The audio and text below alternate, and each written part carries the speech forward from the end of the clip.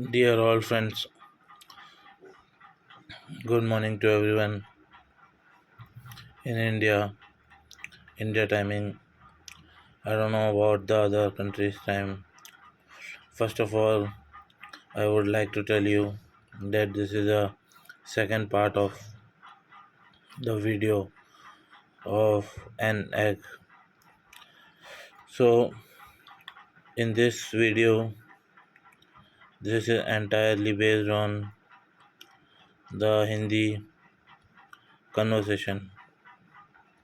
So, whoever interested in listening in and continue the knowledge apart from my first video and continue with that, please go through it.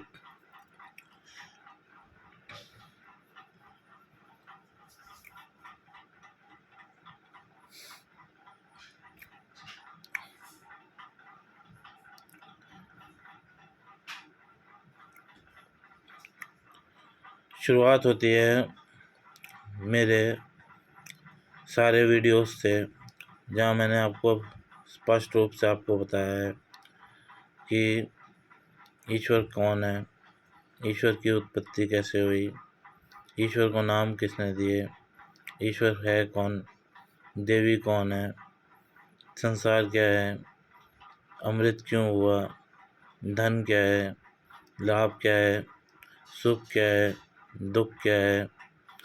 But मैंने आपको scientific way में कुछ नहीं बताया।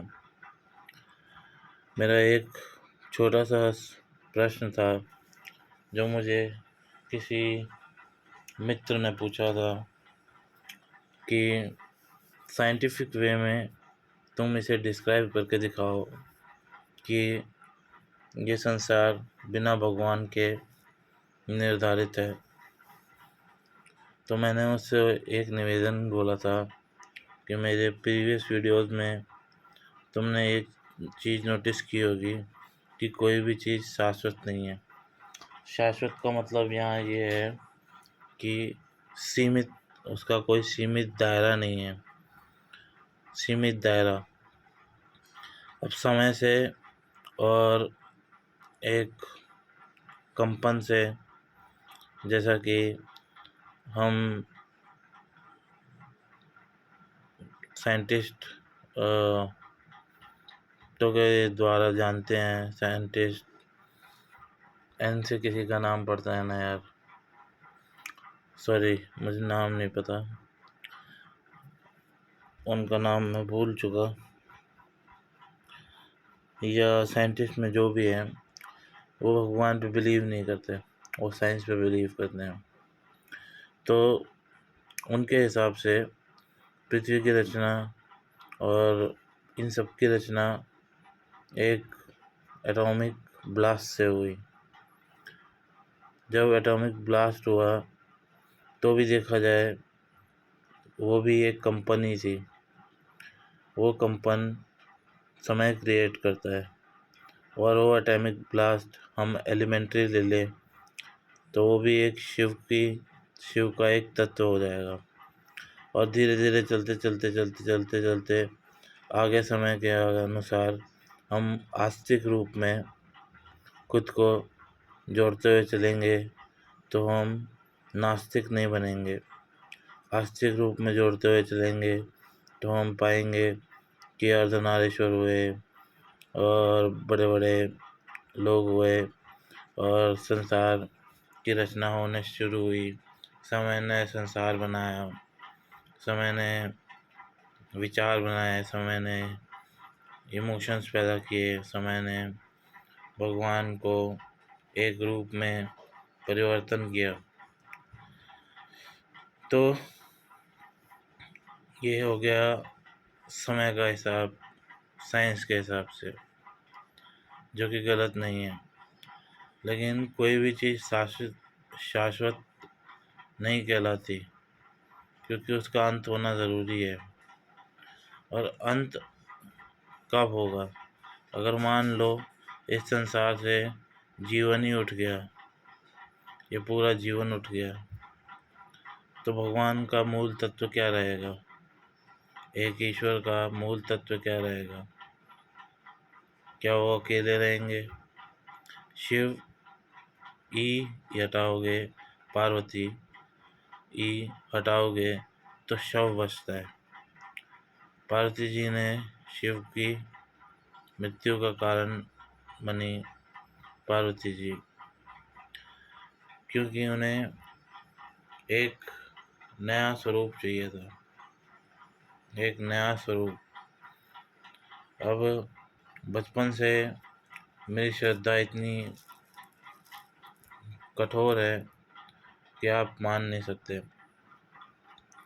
माना कि हालांकि मैं इतना विद्वान भी नहीं, या खुद को कोई ब्राह्मण भी नहीं मानता, या खुद को एक बहुत बड़ा ज्ञानी, विद्वान, पंडित, ब्राह्मण, इन सबसे मेरा कोई ले जोर मिलाव नहीं है। ये सब शुरुआत हुई मेरे अंदर के विचारधाराओं से।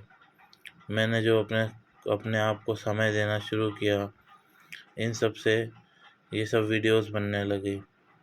और इन सब वीडियोस में कहीं ना कहीं पे स्टार्टिंग में कुछ ना कुछ एरर्स आए।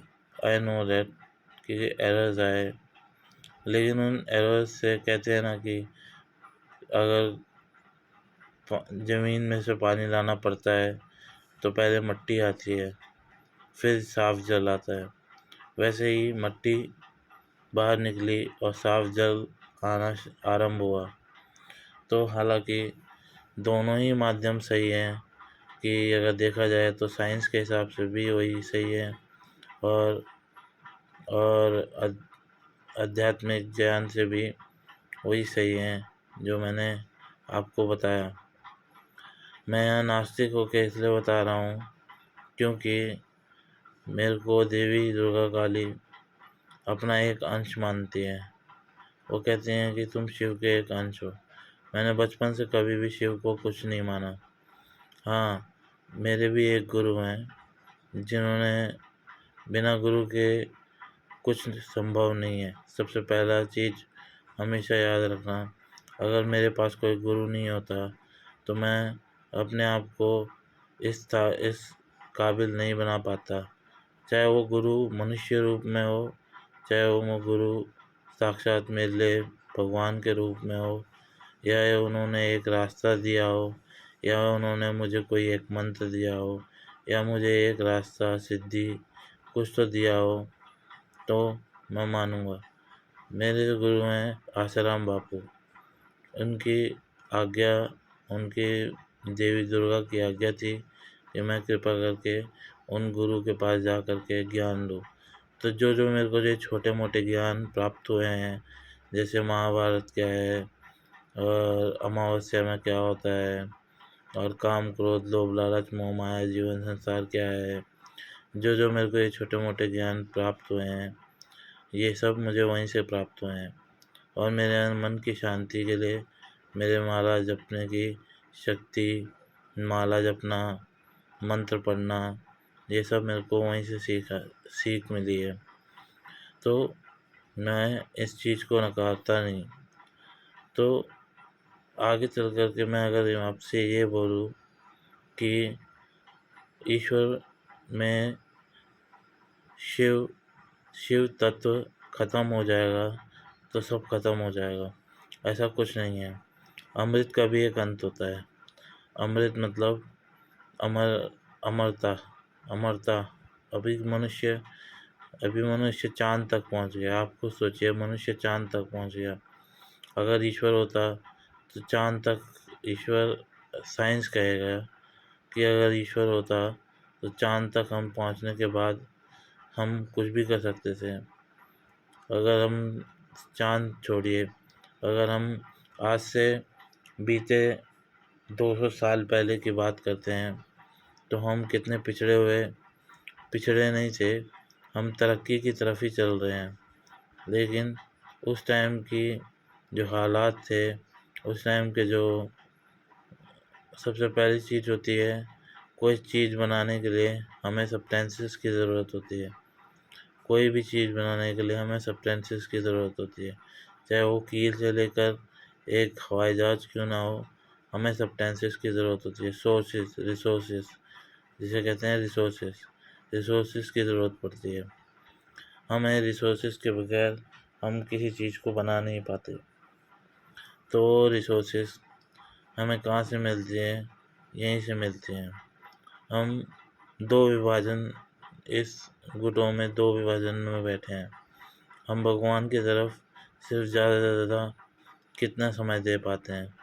मैं भी भगवान को ज़्यादा से ज़्यादा 1 घंटा, 1.5 घंटा, 2 घंटा, बस अपने 24 घंटे में से, मेरे गुरु कहते थे कि अपने 24 घंटे में से 10 मिनट भी अगर भगवान को दो तो 10 मिनट भी भगवान खुश हो जाते हैं। तो सोचिए, अगर ईश्वर 10 मिनट में खुश हो सकते हैं तो उनका समय काल कितना छोटा है और बचा हुआ हमारा समय काल कितना लंबा है। समय को भी दो विभाजन में मैंने बांटा है, अपनी बुद्धि से समझ के कि समय में आस्था सात्विक क्या था यार,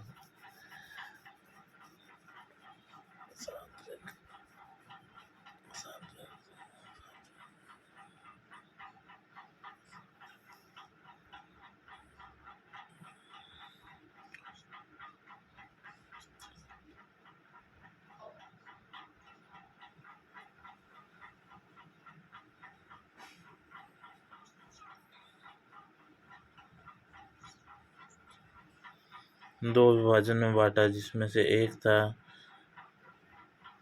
आई थिंक सो।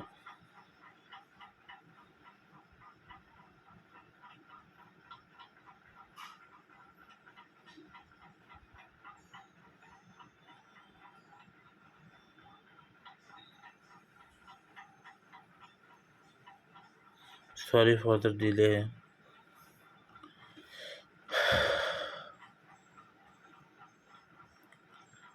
एक था सात्विक, मतलब कि हम दिनचर्या में होशो हवास में जो काम करते हैं उसे सात्विक सात्विक समय कहेंगे। और दूसरा असात्विक, असात्विक जो हम सोते समय कार्य करते हैं, नींद आती है या कुछ भी हमें सपना आता है या कुछ भी जो भी है, असात्विक, सात्विक और असात्विक। आई थिंक सो, आप क्रॉस चेक कीजिए एक बार। सात्विक, असात्विक, सात्विक, हाँ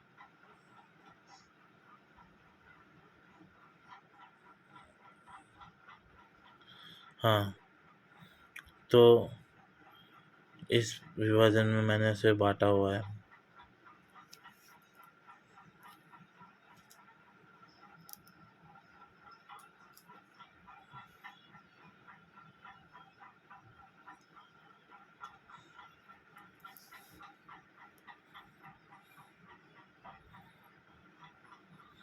हम्म। तो इस विभाजन में मैंने बांटा हुआ है। तो मेरा कहने का यही तात्पर्य है कि जब मैंने बचपन से शिव शिव की आराधना नहीं करी तो मेरे मेरे अंदर ये सब तत्व आए कहाँ से, ये सब मैंने आपको अभी बता दिया है। और चलते हैं आगे की तरफ। आगे की तरफ हम चलते हैं तो हमें और ज्ञात करने को ये मिलता है कि मनुष्य की प्रवृत्ति कैसी होती है। मनुष्य की प्रवृत्ति, उसके आचार विचार, उसकी कार्यशैली, उसकी भक्ति और उसकी हर चीज़ एक कॉम्बिनेशन में होना चाहिए। एक कॉम्बिनेशन में उसके पास ये सब होना चाहिए।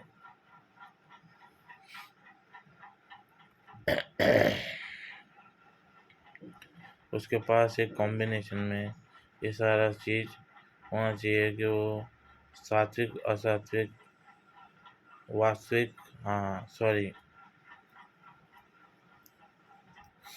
थैंक्स टू रिमेम्बर, वास्तविक, अवास्तविक, सात्विक और असात्विक नहीं है। सॉरी, इसे काट दीजिए। वास्तविक, अवास्तविक, ये समय पीरियड है। वास्तविक मतलब कि जो हम दिनचर्या में काट रहे हैं, जैसा कि मैं और आप कम्युनिकेशन कर रहे हैं। और वास्तविक जो हम सोते समय करते हैं, कम्युनिकेशन किसी ऐसी ऐसी तरंग से जो हमें जानती हो या नहीं जानती, उससे। तो जब मैं छोटा था तब मैं अवास्तविक अपनी शैली में बिताता था, जिसमें मैं अपनी तरंगों को दुर्गा देवी तक ले जाने की पूर्णतः कोशिश करता था। हालांकि उनका यही का हमेशा तात्पर्य रहा है कि वो हमेशा मेरे साथ ही रही हैं। और दूसरी चीज़, मेरे डोनेशन वाली जो वीडियो मैंने पोस्ट करी है, आपको कोई फोर्स नहीं किया जा रहा कि आप उसमें डालिए या न डालिए। पर हाँ, मुझे ज़रूरत है एक टेम्पल बनाने की, तो मैं चाहता हूँ कि अपना कंट्रीब्यूशन आप उसमें डालिए और जितना हो सके मेरा सहयोग कीजिए। और इस सात्विक सॉरी आज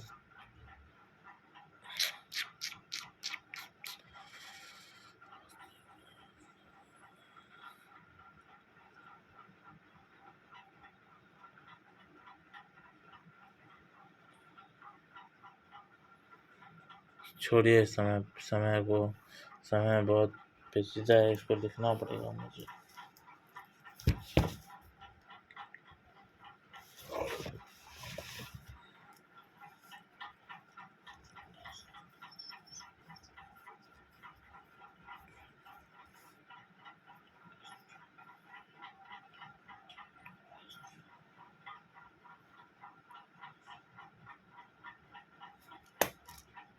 मैं लिख लूँगा, छोड़िए। तो समय काल इसी का परिवर्तन में चलते रहते हैं। वीडियो थोड़ी लेंदी होगी, उसके लिए क्षमा प्रार्थी। और मैं ये कहना चाहता हूँ कि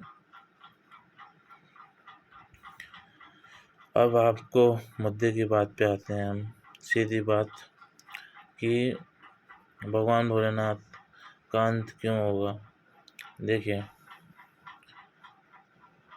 सबसे पहली बात तो भगवान भोलेनाथ एग्जिस्ट ही नहीं करते हैं। एग्जिस्ट मतलब उनका कोई समय का कोई आकार नहीं होता। तभी मैंने बोला उसे समय दो टाइप के होते हैं। समय का कोई आकार नहीं होता। समय दो ही टाइप के होते हैं, जो मैंने अभी आपको बताया। और समय निराकार की तरह है। समय ब्रह्मांड बनाता है और अमृत का भी एक अंत होता है। अमृत, छाया, एस्ट्रोलॉजी, ये वो ये सब हिंदू सनातन धर्म में बहुत मान्यता है इन सब की, कि जो भी बच्चा पैदा होता है उसका समय नोट कर लिया जाता है। वो कहाँ पैदा होता है, कैसा होता है, उसकी हस्तरेखा क्या है, उसकी जीवन रेखा क्या है, क्या नहीं है, बड़ा होकर क्या करेगा, क्या नहीं करेगा, जीवन रेखा में क्या होगा, क्या नहीं होगा, कैसा होगा, ये सब उसका नोट कर लिया जाता है। लेकिन हम ये नहीं जज कर पाते कि वो बड़ा होके उसमें से किन परिवर्तनों से गुजरेगा, क्योंकि ये सब राशिफल के अनुसार लिखा गया है। और अमृत एक जल है। जल मीन्स एक ऐसा जल जो हमारे कंठ को, हमारे जीवन शैली को, जैसे कि भगवान भोलेनाथ का नीलकंठ है, उनको उनको जल की ज़रूरत नहीं है, तभी उनकी जटाओं में गंगा है। उनको जल की ज़रूरत ही नहीं है, क्योंकि उनको नीला कंठ मिला हुआ है। हाँ, मैंने कहा था कि पूरा नीला आकाश होता है और नीलकंठ है, तो उनको जल की ज़रूरत ही नहीं है, वो खुद में अमर है। लेकिन होता क्या है कि अगर खुद में कोई व्यक्ति अगर अमर है, तो उसकी जीवन मृत्यु कैसे निर्धारित है? एक प्रोसेस है, प्रोसेस। ये एक प्रोसेस ऐसी है कि जिस प्रोसेस से उसकी मृत्यु नहीं हो।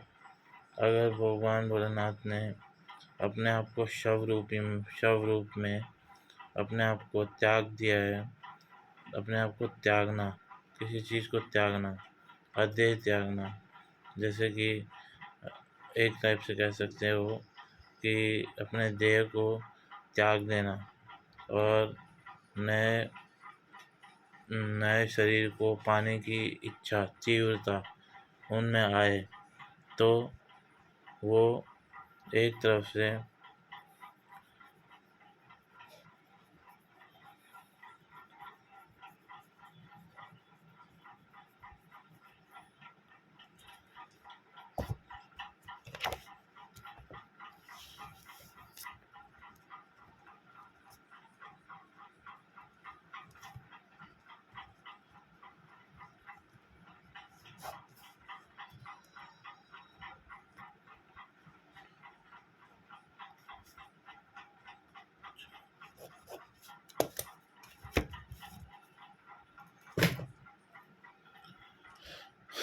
तो अगर किसी को ये तीव्र श्रेणी में आए कि अपना देह त्याग करके मुझे एक और शरीर में जाना है, एक और शरीर में मुझे जाना है, और उस शरीर में जा कर के मुझे ये देखना है कि